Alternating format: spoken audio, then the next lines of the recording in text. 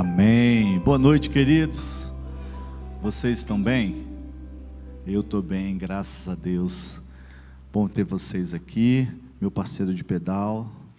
A gente pedalou bem sábado, hein? Glória a Deus. Que alegria, gente, ter vocês aqui.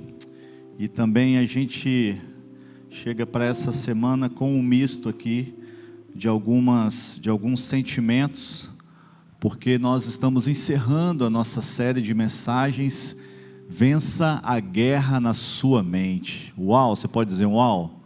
Uau! E eu particularmente, tudo bom, Suena? Bom te ver aqui.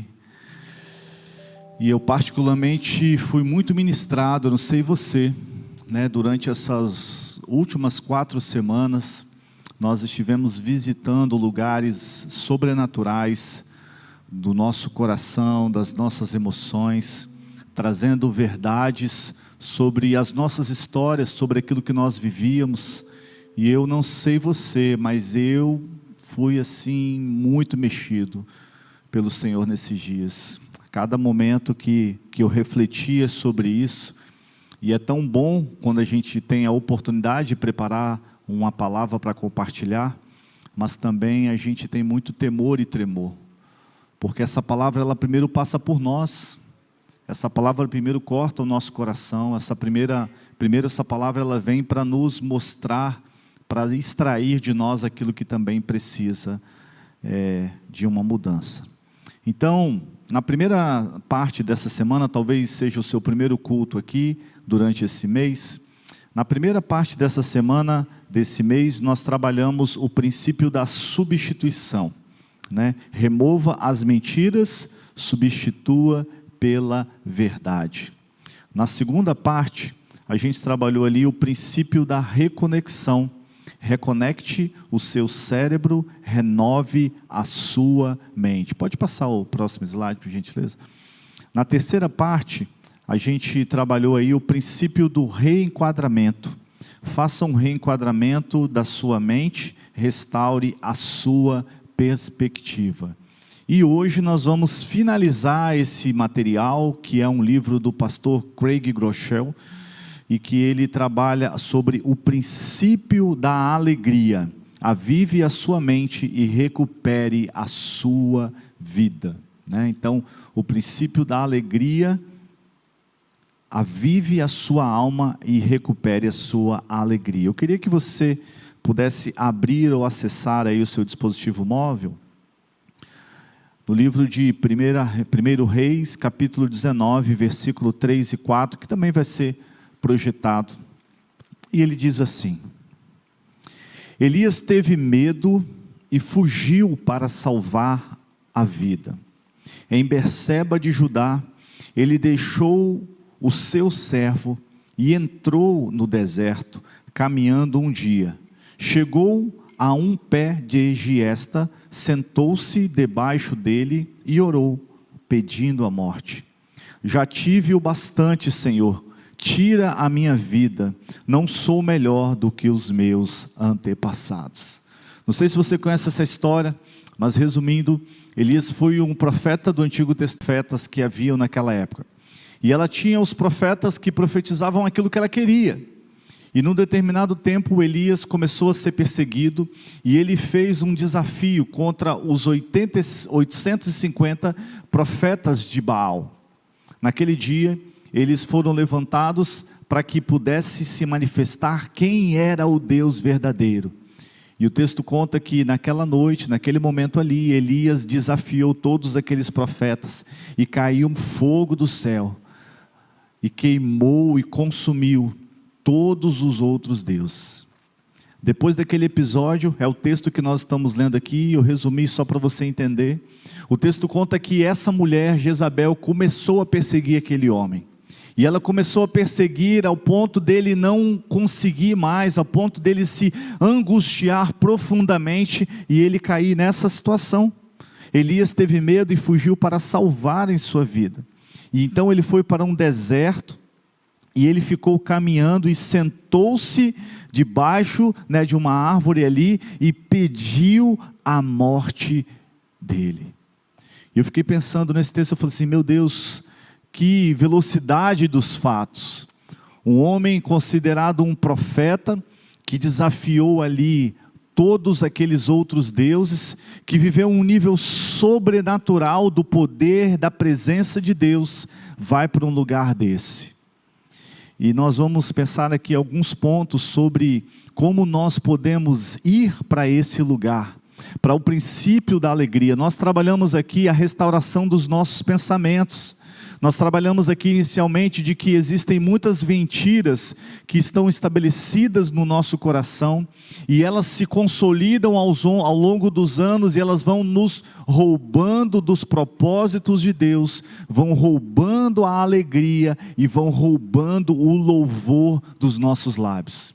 E o primeiro princípio que eu quero pensar com vocês aqui nessa noite, queridos, é problemas, pânico e presença. Problemas, pânico e presença. Peço o seguinte, e se você não tem vindo nesses cultos de quarta, você também que está online aí, o nosso formato de ministração para esse tempo é um formato bastante reflexivo. Muito mais do que você sair daqui dessa noite com muitas anotações, a gente quer que você saia daqui com ferramentas para que no seu tempo com Deus, o Espírito Santo de Deus continue a falar no seu coração.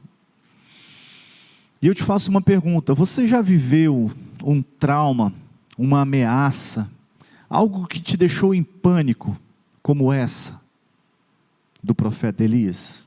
Eu já vivi. Eu não sei você, mas eu sou o primeiro a levantar minha mão. Uma frase, uma situação vivida, algo que gerou um pensamento. E aí talvez você possa pensar, pode ter sido uma nota ruim na escola, pode ter sido quando você subiu ali na balança e viu ali que alguém que te olhou atravessado, uma pessoa que talvez demore a responder uma mensagem, por mais que isso possa parecer simples, mas isso pode trazer algumas pessoas uma situação de pânico, de angústia, o resultado de um exame médico, talvez o seu chefe entrando na sua sala, um familiar seu revelando uma situação de uma doença. A gente precisa entender que a nossa corrente de pensamentos negativos pode sair de controle e levar a nossa vida para a direção errada. Os nossos pensamentos, eles têm a capacidade de ir numa velocidade e trazer talvez algo que ainda não existiu para uma realidade e isso começar a afetar a sua vida. E eu queria trabalhar com você um princípio que é o princípio da amígdala e o princípio do córtex pré-frontal. Talvez você que é aí da área de saúde sabe muito mais, e não vou aprofundar, eu vou trabalhar muito mais na superficialidade, para que você entenda o princípio. E isso falou muito forte ao meu coração. Sabe por quê? E eu vou ler para você como um professor, de ciências aqui. Existe uma pequena parte do nosso cérebro, em formato de uma amêndoa, que se chama amígdala. Ela é responsável pelas emoções e pelos instintos de sobrevivência. Quando sentimos medo, a amígdala acende como uma máquina de pinball, produzindo uma reação do tipo enfrente e corra. Mas a amígdala implanta um tsunami de adrenalina e prepara o nosso corpo para uma ação. Isso é bom se for algo real, isso é muito bom.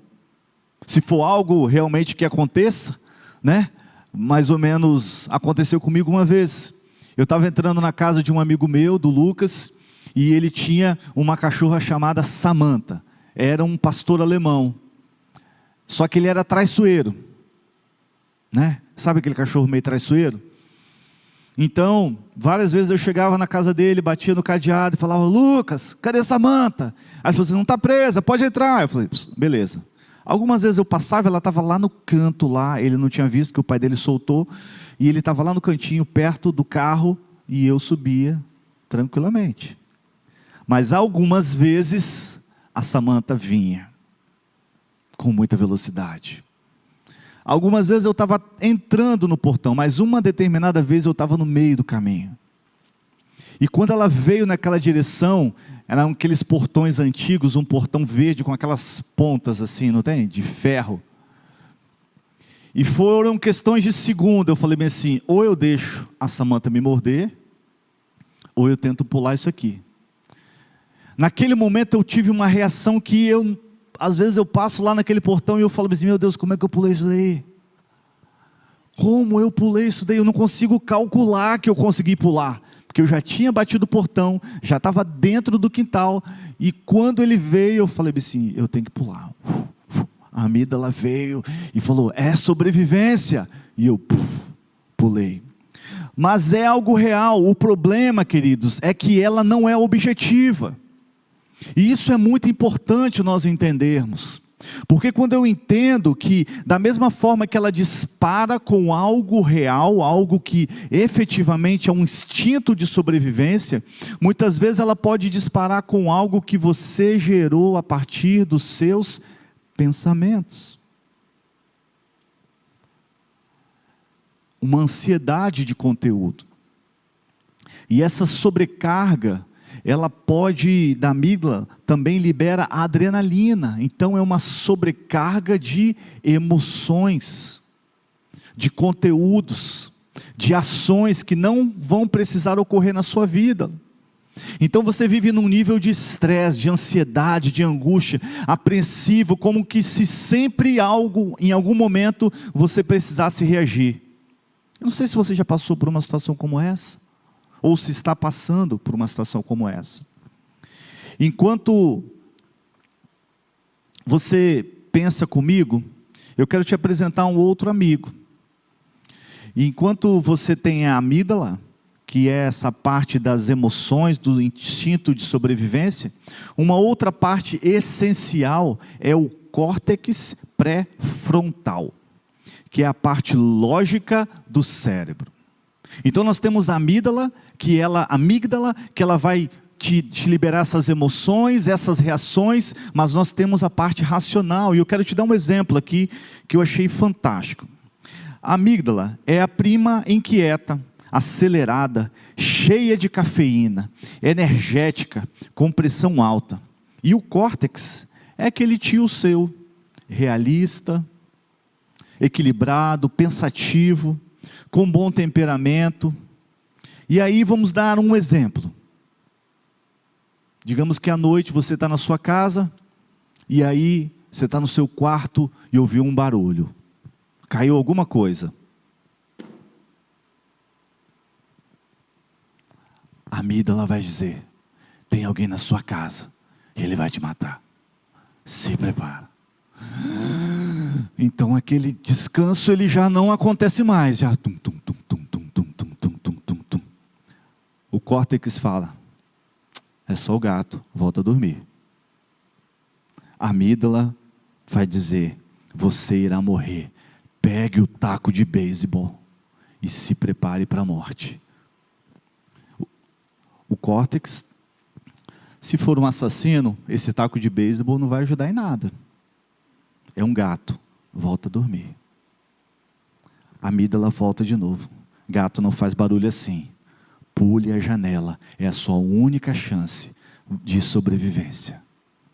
O córtex vai dizer, para com essa doideira. Se tivesse alguém invadido a sua casa, o alarme teria disparado. Além disso, se você pular, o que vai ser da sua esposa e dos seus filhos?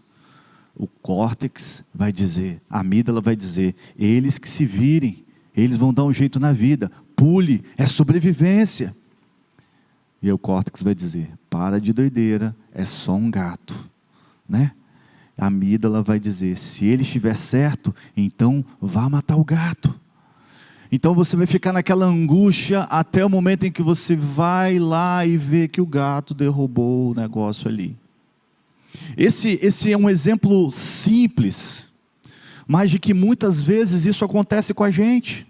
Às vezes você chega aqui, né, vou dar um exemplo nosso aqui da Memorial, às vezes você chegou aqui, tem uma pessoa ali, e aí você olha assim, tenta cumprimentar, e naquela hora a pessoa vira. fulano está brigado comigo. O que será? O que eu fiz? Pelo amor de Deus. Aí por cargas d'água, aquele culto termina e você não encontra o fulano. E aí você vai dormir naquela noite. O que foi? Aí por acaso aquela pessoa compartilha algo no grupo ou na rede social. Aí você começa a receber. Nossa, essa indireta foi para mim. Pelo amor de Deus. São tantas situações, é como aquela situação, por exemplo, da esposa. Esposa, por favor, não façam isso com seus maridos, amém? A esposa está saindo com o marido, de manhã, os dois estão indo embora, cada um para o seu canto, e aí ela fala assim, ó, quando a gente chegar em casa, a gente precisa conversar. Esposas, não façam isso com seus maridos, por favor, porque aquele dia vai ser o dia mais longo da vida dele. Vai ser um dia em que a cabeça dele vai ficar ali, o que eu fiz? O que eu fiz de errado? O que foi? Foi a toalha? Foi o que? Eu briguei? Fiz a conta? Foi o que? Enfim, ele vai ficar ali. Porque ele dá uma vazão para que muitos pensamentos possam vir. E a gente começa a pensar que o profeta Elias, como lemos no texto, viveu o que nós relatamos aqui. O maior medo de Elias era que Jezabel o matasse. Era o maior medo. E olha só o que ele pediu: para morrer. O medo dele era que Jezabel matasse. Ele falou assim, então Deus me mata. O medo dele era fugir da mulher que estava procurando ele. E ele pediu a morte. Então, quando a gente entra nesse lugar, a gente começa a fazer movimentos irracionais. A gente não consegue entender mais de uma forma sensata aquilo que nós estamos vivendo. Então, ele permite que os pensamentos negativos fujam do controle dele. Olha só o que ele disse, né?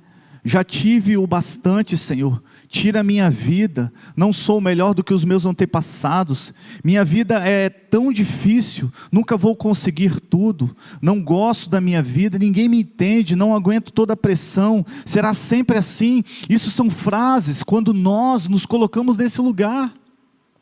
Essa primeira frase é a frase de um profeta, um homem de Deus. Já tive o bastante, Senhor, tira a minha vida, não sou melhor do que os meus antepassados. Ele pediu a morte. E sabe o que eu penso?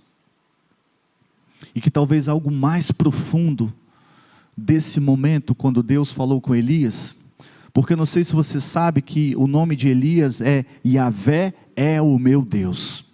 Porém, ele se sentia como se Deus não estivesse presente na vida dele.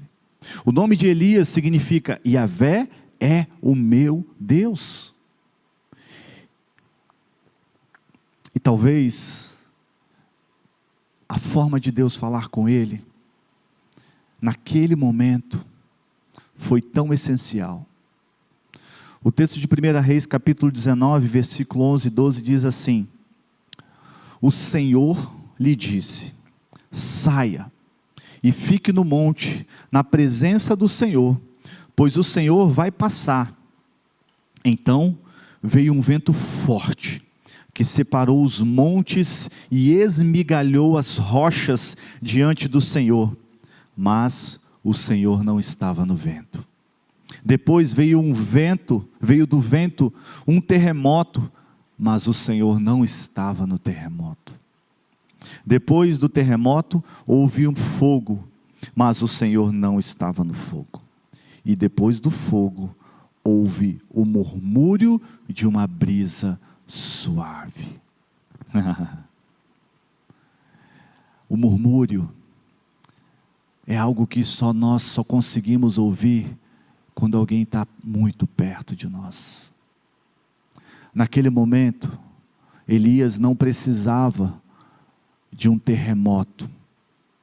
Elias não precisava de um vento forte. Ele precisava da voz do próprio Deus, dizendo, eu estou com você. Eu estou do seu lado. Descansa. Naquele momento em que as emoções dele estavam pedindo coisas que não eram a realidade daquilo que ele estava vivendo. Quando as emoções dele estavam ali, quando os pensamentos dele estavam trazendo ali, destruindo as verdades que ele tinha acabado de viver, Deus disse: eu estou com você. O sussurro foi Deus dizendo a verdade ao coração de Elias. O sussurro foi a verdade foi Deus destruindo as mentiras que estavam consumindo os pensamentos e a vida dele. Eu não sei você, mas em algumas vezes eu fiz essa oração. Em alguns momentos eu fiz assim, eu falei assim: Deus, eu preciso ouvir a tua voz aqui muito perto de mim. Esse dia é um dia que eu preciso ouvir aqui que o Senhor está muito perto de mim. E nós precisamos fazer essas orações.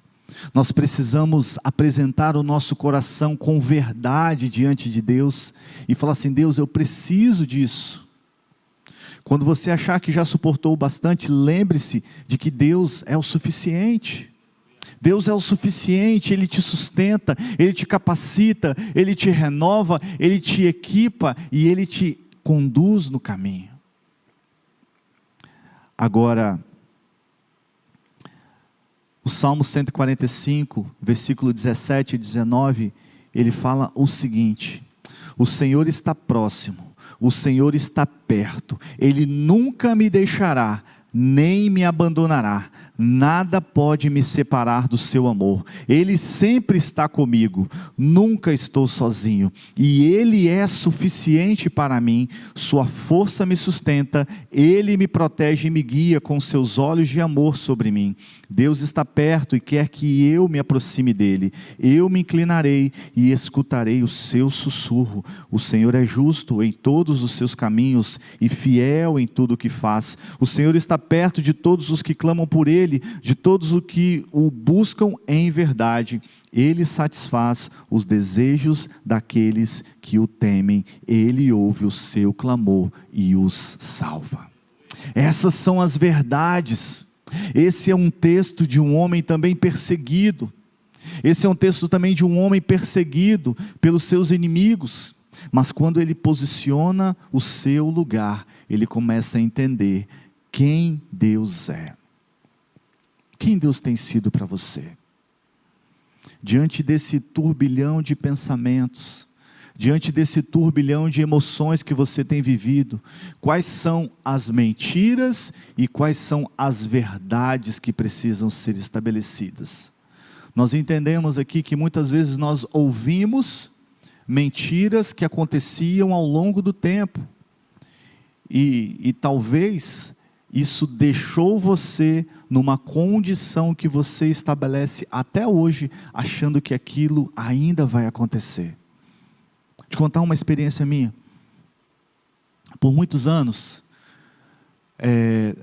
eu sei que sempre é ruim assim, né? Mas antigamente, a gente tinha telefone fixo em casa, né? E telefone fixo, tocando na madrugada, né? Não era telemarketing, né? Não era telemarketing, né? Hoje talvez até seria, né? Em casa, né? Que eles não têm noção do horário que liga. Mas naquela época, normalmente, eram ligações importantes, urgentes, né? Eram coisas muito importantes, muito urgentes. E numa determinada época da minha vida, o meu quarto era, da casa dos meus pais, era o quarto mais próximo do telefone. O quarto dos meus pais era mais para o final e meu quarto ficava mais próximo do telefone. Então, quando o telefone tocava na madrugada, normalmente eu que acordava. E eu me lembro dos 3 episódios mais marcantes das ligações que eu recebi, que foram falecimentos de familiares. E eu, nos meus 12, 13 anos, talvez menos até, acordar na madrugada e você ouvir ali: sua avó morreu. Avisa para todo mundo. Tio Sérgio morreu. Avisa para todo mundo. Tio Tuca morreu. Avisa para todo mundo. Aquilo ali gerou no meu coração um sentimento de que toda vez que o telefone tocar, vai ser desgraça. Por muito tempo eu não conseguia entender isso. E aí depois eu percebi que mesmo depois que os aparelhos fixos acabaram, eu transferi isso para o celular. E eu não consegui entender, até um dia em que Deus ministrou isso ao meu coração. Como se eu ficasse sempre num estado de alerta, de que aquilo será uma desgraça. Aquilo, então esteja em alerta. Quando o telefone tocar, esteja em alerta. Alguma coisa, se prepara. Então, a amígdala fazia o quê? Puf, puf, se prepara, porque tem algo para você resolver. Porque tem algo. E aonde eu me via? Eu me via lá naquele menininho lá de 11 anos de idade, que não tem capacidade nenhuma de gerenciar emoções, de poder transmitir essa informação para outras pessoas, até que o dia em que eu entendi essa ressignificação, Deus ressignificando isso no meu coração, na minha vida, e dizendo: confie em mim, descanse em mim, eu bem sei que pensamentos tenho a vosso respeito, diz o Senhor, pensamentos de paz e não de mal, para te dar um futuro de paz e de esperança. É isso que nós precisamos fazer nas nossas vidas. Mas o segundo princípio que eu aprendo é a perspectiva do louvor. Isso é lindo demais. Por que é tão importante estarmos atentos à presença de Deus, como nós falamos de Elias? Mesmo diante daquele momento ali, Elias precisou ouvir o sussurro da voz de Deus, dizendo: mesmo nessa loucura, eu estou com você. Mas a perspectiva do louvor é: se você esquecer que Deus está com você, não irá falar com Ele. Se a gente esquece que Deus está conosco, nós não vamos falar com Ele. Se nós esquecemos que em qualquer circunstância e situação Deus está conosco, nós não vamos falar com Ele. Quando a gente foca quando não focamos na presença de Deus, não oramos. Seguimos adiante sozinhos na nossa direção. E o que nós lemos aqui, Paulo escrevendo em Filipenses capítulo 4, versículo 6, ele diz: não andem ansiosos por coisa alguma, mas em tudo, pela oração e pela súplica, e com ação de graças, apresentem os seus pedidos a Ele, a Deus. Permitam, queridos, que essa verdade transformadora se estabeleça em você. Nós precisamos permitir isso. E olha só essa frase aqui, eu queria que você tirasse uma foto dela e guardasse aí na sua galeria de fotos. Se for grande o bastante para se preocupar, então é grande o bastante para orar. E se estiver na sua mente, então está aonde? No coração de Deus. Se for grande o bastante para se preocupar, então é grande o bastante para orar. E se estiver na sua mente, já está no coração de Deus. Quando eu entendo que a oração ela vai me mover para esse lugar, quando eu entendo que as minhas preocupações, que as minhas angústias, elas precisam se expressar através de orações, e de que Deus está guardando, porque olha só o que diz a carta de 1 Pedro, no capítulo 5, versículo 6, diz: portanto, humilhem-se debaixo da poderosa mão de Deus, para que Ele os exalte no tempo devido. Lancem sobre Ele, lancem. O que é lançar, queridos? É jogar, sabe? Quem tem aqui filho junior, adolescente, sabe quando ele chega em casa assim, se joga no sofá, joga a mochila para o lado, ele se lança. Um filho quando se lança no seu colo, lancem sobre ele toda a ansiedade, porque Ele tem cuidado de vocês. Esse é o ensinamento, apresentar os nossos pedidos a Deus, entender que Deus é o nosso Pai, o nosso Abba, entender que Ele está interessado nas nossas preocupações, entender que nós precisamos tornar as nossas necessidades conhecidas, entender que nós precisamos falar com Deus através das nossas orações de todo o coração, e de que nós precisamos orar com confiança. Eu não sei você, mas por muitos anos eu orei falando para um Deus muito distante, até que num determinado tempo da minha vida espiritual, eu comecei E eu não estou falando de logo da minha caminhada, não, eu demorei. É como se eu chegasse diante de Deus e falasse assim, nada contra, tá, irmãos? Né? Tem gente que pode falar desse jeito e vai estar falando com intimidade. Eu não estou querendo rotular orações, não, tá bom? Mas é como se eu chegasse assim diante de Deus e falasse, poderoso e soberano Deus, amado Santíssimo. E Deus falasse assim, vem cá, filhinho, pode falar dos seus problemas. O que está pegando? Vem cá, como é que foi o seu dia? Abre seu coração.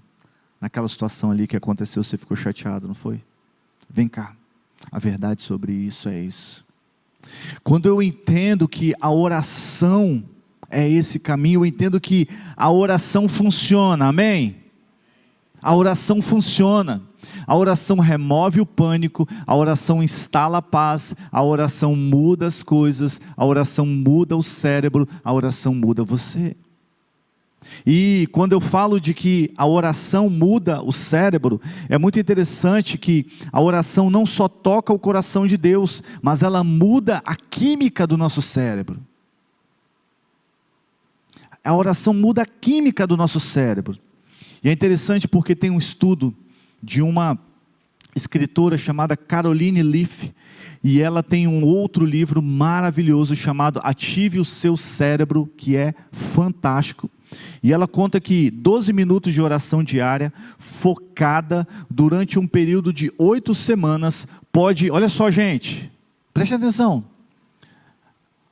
12 minutos de oração diária, focada durante um período de 8 semanas, pode mudar o cérebro de tal maneira que a mudança pode ser identificada através de uma tomografia. Pode passar, está no próximo slide aí, através de uma tomografia.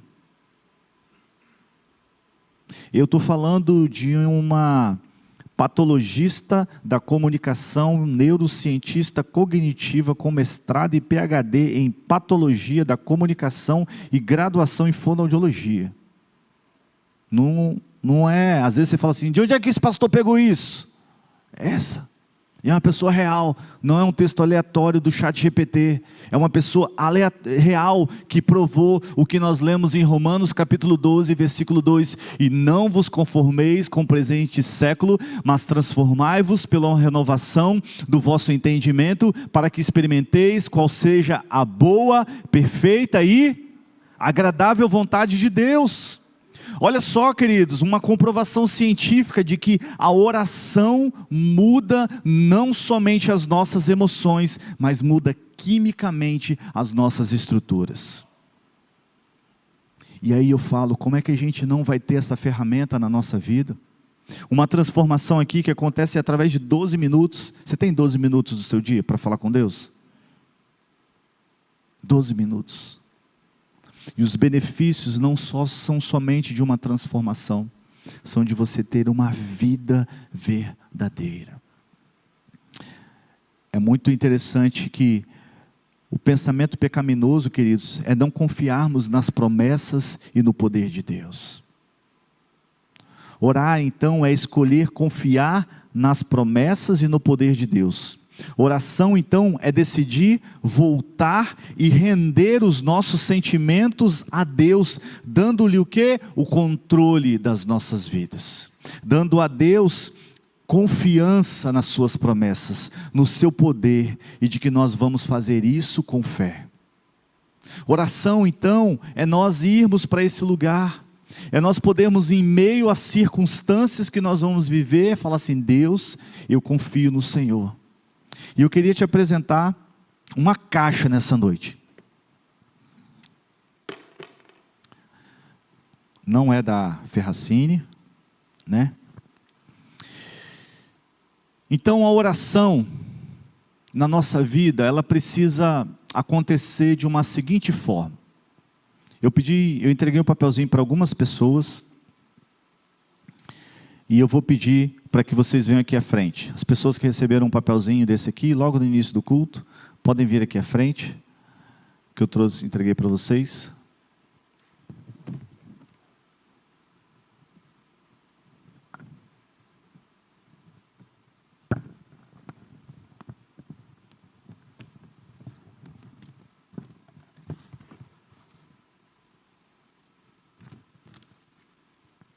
E aí, vocês agora, que eles foram muito obedientes, eu pedi para eles não lerem o que eles escreveram. Você vai abrir, podem abrir, e você vai ler o que está escrito aqui. Eu nunca irei mudar. Agora você vai dobrar esse papel e vai colocar nessa caixa. Fico irritado com meu cônjuge.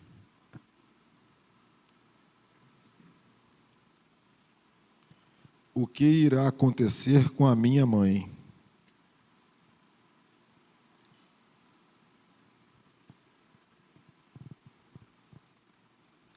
Quero pegar meu celular e acessar conteúdos que não deveria.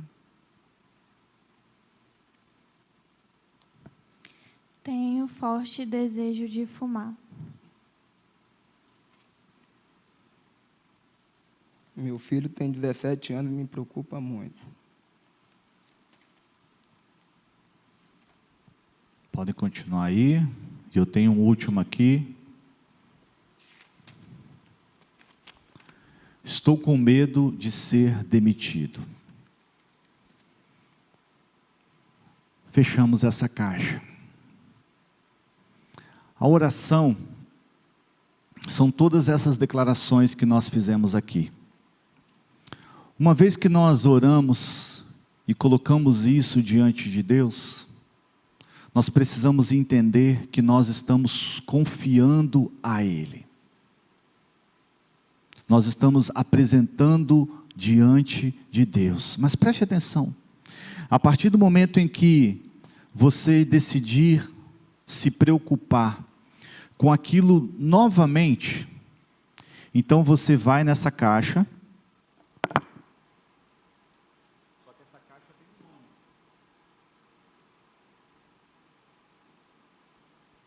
Está tudo diante do Senhor.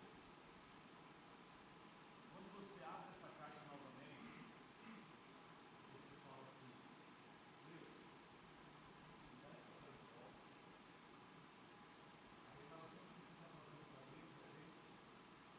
Não confio no Senhor, em capacidade, em poder para resolver isso.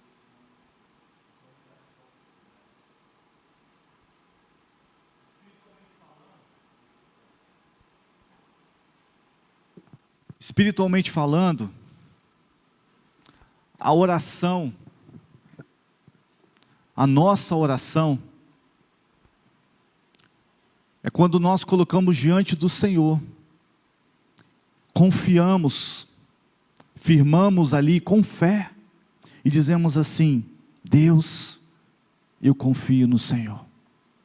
E todas as vezes que a gente tenta abrir essa caixa novamente, nós estamos falando: Deus, eu não confio que você pode resolver esse problema. Me dá de volta, porque eu vou dar o meu jeito. Eu aprendo que a perspectiva do louvor foi apresentada por dois homens mártires na Bíblia, Paulo e Silas. Quando você lê o texto ali, em Atos capítulo 16, versículo 22 a 25, conta que a multidão se ajuntou contra Paulo e Silas, e os magistrados ordenaram que lhes tirassem a roupa e fossem açoitados. Depois de serem severamente açoitados, foram lançados na prisão. O carcereiro recebeu instrução para vigiá-los com cuidado. Tendo recebido tais ordens, ele os lançou no cárcere interior e lhes prendeu os pés no tronco. Por volta da meia-noite, Paulo e Silas estavam orando e cantando hinos a Deus. Os outros presos os ouviam. Eles estavam adorando por quem Deus era e não porque Ele tinha feito. Eles estavam louvando a Deus pela provisão e pela resposta. E eles estavam louvando a Deus e depois Deus se manifestou. Eles estavam orando e louvando a Deus num cenário que ainda não era real. O texto nos diz aqui que eles estavam presos, foram açoitados, foram maltratados, e depois de tudo aquilo acontecer, eles começaram a louvar a Deus. Eles começaram a cantar. Então eu consigo entender que a circunstância não moveu o coração deles, que aquele ambiente não posicionou o coração deles para um lugar de tristeza, mas para um lugar de alegria. E aí eu aprendo, o último ponto dessa noite é: olhe além. O chamado para nós é olharmos além. Louvar a Deus tem tudo a ver com a perspectiva. Lembra que nós falamos lá da amígdala e do córtex? Louvar a Deus tem muito a ver com a nossa perspectiva. Paulo queria estar em Roma, mas ele estava numa prisão. Ele queria pregar, não ser um prisioneiro. Ao invés de reclamar, ele olha além. E naquele lugar, queridos, ele escreveu a carta de Filipenses, que é o quê? A carta da alegria. Meu Deus. Enquanto tudo estava negativo, ele decidiu enxergar o positivo, as promessas de Deus. Uma mudança de perspectiva nos leva a louvar a Deus, e louvar a Deus muda a nossa perspectiva. Uma mudança de perspectiva nos leva a louvar a Deus, e louvar a Deus muda a nossa perspectiva. Eu não sei você, mas eu tenho muita história, tá, gente? Uma vez eu estava saindo ali de Serra, indo para Vitória, chegando em Vitória, e aí eu parei no semáforo, daqui a pouco veio um cara atrás de mim, pá, sabe aquela batida assim, que você viu que o cara nem freou? Pá, eu falei, caramba, aquele horário de 5 e pouco da tarde, aquele trânsito abençoado, eu falei, meu Deus do céu, e agora? Aí eu falei assim, Deus, segundos, eu falei assim, Deus, eu não sei se eu vou encontrar um homem de paz, ou um homem, de guerra, mas eu me proponho a ser um homem de paz. Guardo meu coração, guardo os meus... Aqueles segundos, sabe, gente? Aqueles segundos, eu decido não me irritar, eu entendi que hoje meu dia acabou, não adianta mais eu me preocupar com aquilo que vai acontecer, me ajude a não ficar apegado aos bens materiais, eu não mudo mais essa perspectiva, já aconteceu, já foi. O acidente não dependeu de mim, tira todo o peso do meu coração, em nome de Jesus, amém. Aí saí, quando eu dou de cara, era um amigo meu da faculdade. Aí eu já sei, cara, o que você arrumou? Não, estava aqui no celular, não sei o que. Eu falei, então tá bom, vamos parar no posto ali. Acabou que a gente parou, ligou para o seguro, tomou um café, conversamos, falamos do amor de Deus e tal, tudo mais. Mas você imagina se eu já saio ali do carro assim, o que você fez? A perspectiva, ela nos posiciona. Então, quando aquilo aconteceu, eu falei, eu já vou adorar. Eu não sei o que eu vou enfrentar, mas eu já decidi aonde estará o meu coração. Sabe, isso é muito importante. Hoje uma pessoa falou comigo assim, falou bem assim, pastor, eu tenho tentado aprender numa área, porque muitas vezes, o Diogo, eu fui num projeto ali, Crescer, ali no Sindimol, e ele falou, pastor, eu tenho tentado aprender numa área, porque eu passo o dia inteiro aqui com crianças, e eu tenho a maior paciência com aquelas crianças. Elas vêm, elas fazem uma besteira, eu vou, seu lindo, o que aconteceu de criancinha de titio? Vem cá, dá um beijo, dá um abraço. E aí eu chego em casa, eu encontro com meu filho. E às vezes acontece, o menino está ali tomando um Toddy, escorregou, um Toddy não, um guri do Elias, aí escorregou, aí você fala, o que você fez? Você sujou a toalha? Sabe? Tantas vezes, esse olhar além, uma perspectiva nossa, de como nós vamos lidar com aquela situação. O salmista fez isso. Olha só o que nós lemos no Salmos 42, versículos 5, 6. Eu gosto demais, e eu faço de vez em quando essa oração, tá? Muitas vezes eu faço essa oração. Por que estás assim tão triste, ó minha alma? Por que está assim tão perturbada dentro de mim? Põe a esperança em Deus, pois ainda o louvarei. Ele é o meu Deus, o meu Salvador. Ele é o meu Senhor, meu Salvador e o meu Deus. Louvar a Deus muda a nossa perspectiva. Louvar a Deus muda o nosso cérebro. O louvor, como oração, afeta a nossa amígdala, diminuindo o mecanismo lute ou saia correndo. Você sabia disso? Adorar a Deus diminui a aceleração cardíaca, a pressão sanguínea, os níveis de glicose no sangue e as inflamações. Sabia disso, Bruno? E olha só, não é invenção de pastor não, tá bom? Doutor Andrew Newberg, cientista cerebral da Universidade da Pensilvânia, olha só o que ele fala.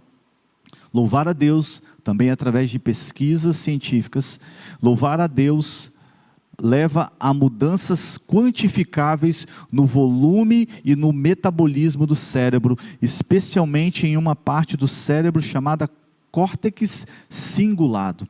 Acaba que um aumento no nível do córtex cingulado resulta em uma capacidade ampliada de ter pensamentos e sentimentos de compaixão.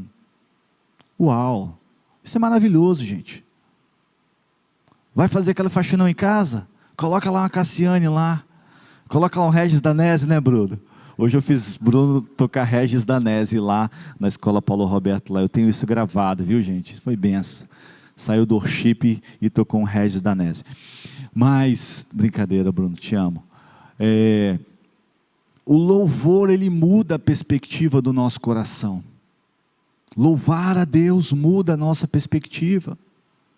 E esse é um nível de uma transformação, de vencermos a guerra do nosso pensamento, porque existem muitas vezes, queridos, que nós seremos bombardeados com mentiras de Satanás, e talvez a única ferramenta que nós vamos ter naquele momento será a adoração. A forma mais rápida que nós vamos ter de combater será você abrir os seus lábios e começar a orar. Senhor, em nome de Jesus, estou passando por essa situação aqui agora, o meu sentimento agora é esse, mas a Deus, eu não quero isso na minha vida. Pai, me ajuda agora, fortalece o meu coração, né? Entra na minha casa, entra na minha vida, mexe com a minha estrutura, sara as feridas, me ensina a ter santidade, quero amar somente a Ti, porque o Senhor é o meu bem maior, faz o milagre em mim. Não sei que música você vai cantar, canta uma Cassiane, então louve, simplesmente louve, está chorando, louve, precisando, não sei o que você vai cantar um caso worship, não sei qual é a música, mas o louvor nos auxilia naquele momento. Você pode achar, poxa pastor, você está chovendo no molhado, sim, mas lá na hora que a situação acontecer, você precisa estar preparado com uma ferramenta. Porque senão, queridos, nós vamos viver ciclos de arrependimento, onde você vai passar pela situação, você vai se lamentar novamente daquela situação, e você vai falar, caramba, que vacilo. É mais ou menos, né, Giovanni? Aquele aluno seu lá que está lá fazendo aquela dieta, e aí ele não prepara a alimentação. Quem já tentou fazer dieta, sabe que se você não se planejar, é certeira que vai aparecer uma coxinha do Conceição no meio do dia. É certo. Você vai parar ali, não tem uma maçã, não tem um mix de cereais ali, não tem um iogurte, não tem um pão com frango ali. Aí você parou para abastecer, né? Aquela coxinha maravilhosa do Conceição. Você vai comer. Depois vem aquele arrependimento. O que é isso? Se eu estou preparado, assim como eu estou preparado para situações cotidianas, mas eu estou ligado nas situações que eu vou viver, e quais são as ferramentas que eu vou utilizar? A oração e o louvor. Quando eu passar pela situação, eu estarei preparado. O princípio da alegria: avive a sua alma e recupere a sua vida. Eu queria que você fechasse seus olhos, queria orar com você. Nós estamos fechando essa série de mensagens e a gente já trabalhou a substituição, a reconexão, o reenquadramento e agora a alegria. Quais são as circunstâncias ou dinâmicas na sua vida que ativam esse pânico no seu coração. Eu falei algumas das situações. Talvez aquela notificação do banco ali, dizendo que você entrou no vermelho ali, aquilo ali vai gerar uma série de pensamentos. As coisas vão me faltar, vai acontecer isso, vai faltar as coisas em casa e tal.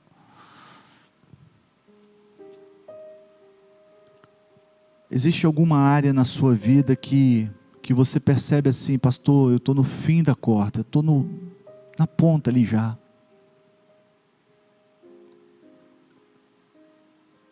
Mas mais do que isso,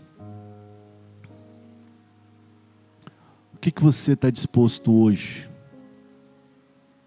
a colocar aqui nessa caixa? Porque simbolicamente colocar na caixa é falar assim, Deus, eu assumo as minhas responsabilidades de buscar uma vida de oração e de ter o louvor nos meus lábios, mas Deus, eu também, eu preciso entregar algumas coisas que eu tenho colocado nessa caixa, mas eu tomei de volta.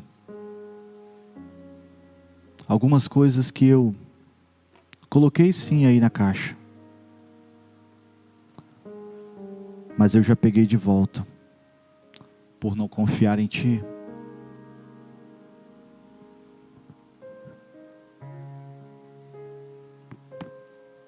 Eu coloquei de volta, e isso está sendo tão pesado para mim, tentar carregar isso. Tem faltado oração e louvor em sua vida diante dos pensamentos? Talvez Deus te trouxe aqui nessa noite para renovar isso no seu coração, para renovar ali o seu compromisso de orar. Nós vimos aqui, queridos, 12 minutos já é transformador na vida de uma pessoa. 12 minutos. Quais são os louvores que Deus quer trazer novamente ao seu coração? Eu vou fazer algumas orações aqui, se você nessa noite também quiser apresentar o seu coração diante de Deus, entregando, queridos. Essa é uma noite de entrega de preocupações, de pensamentos que nos dominaram até hoje, para que a gente possa vencer essa guerra, fortalecidos pelo Senhor. Pai, nós estamos aqui, e eu sou o primeiro, Deus, que estou aqui diante, Pai. Eu sou a primeira pessoa aqui posicionada, dizendo, eu preciso do Senhor. Senhor, nós entendemos que diante desta guerra da mente, nós estamos com o Senhor. Diante desta guerra de tantos pensamentos que tentam nos bombardear, o Senhor está conosco. Nós não estamos sozinhos. E diante dessa certeza, desta verdade, eu te peço que o Senhor venha, Deus, transformar os nossos pensamentos. E nós te pedimos, ó Pai, leva-nos a orar, ó Deus.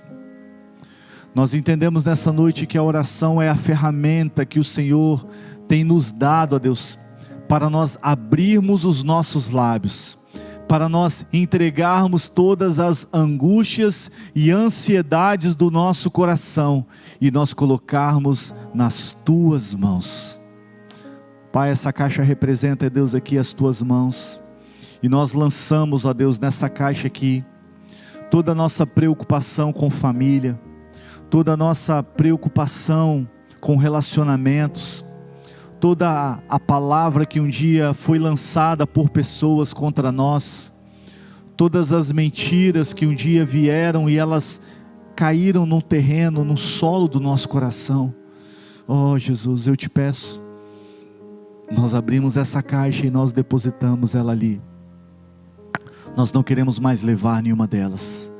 Pai, eu oro a Deus para que tudo aquilo, Deus, que tem ativado a vida dos meus irmãos e que tem gerado esse sentimento de pânico, seja a gestão dos seus negócios, seja ali o tratamento com um funcionário da sua equipe, seja ali numa sala de aula quando um professor fala, seja uma conversa com a esposa, seja uma conversa mais difícil com seus filhos, seja uma conversa no relacionamento do trabalho, seja a gestão financeira dos seus recursos, seja a sua saúde física, seja a sua saúde emocional. Deus, não permita, Deus, que nenhuma dessas situações nos leve para um lugar de pânico.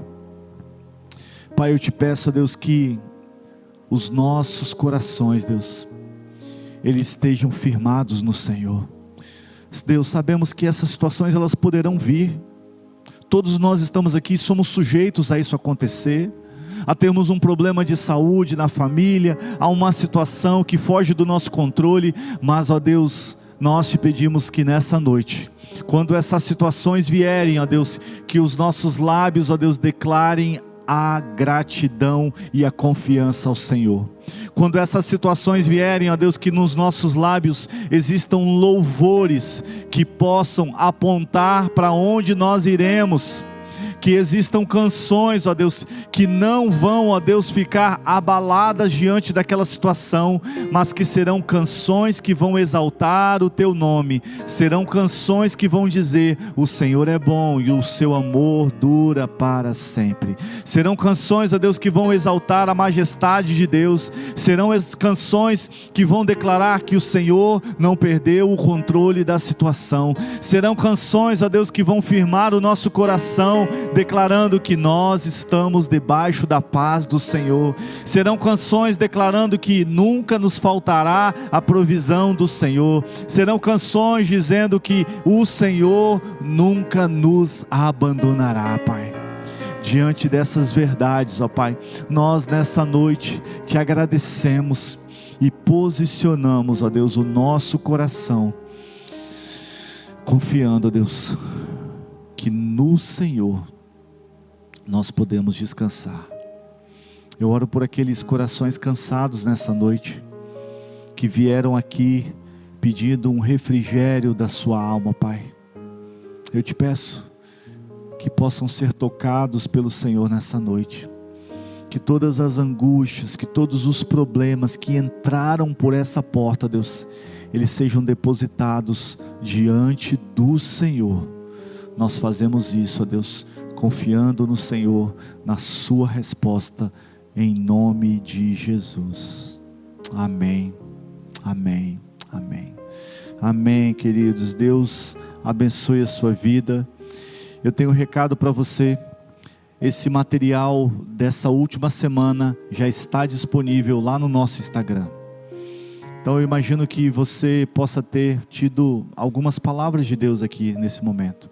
Pegue lá no site, está lá disponível, baixe, leve para o seu devocional, leia, medite, permita que Deus fale ao seu coração, permita que ali no seu devocional Deus possa continuar a aprofundar isso, aprofundar a palavra de Deus, e que realmente você tenha a transformação que Deus tem sobre a sua vida. Amém? Deus abençoe a sua noite, vá em paz, cumprimente aí a pessoa que está do seu lado, você que também que nos acompanhou aí online, que Deus abençoe a sua vida em nome de Jesus. Esse aqui é o QR Code, também você pode apontar para cá e baixar o material disponível. Deus abençoe a sua vida, tenha uma semana de paz, a gente se encontra no domingo.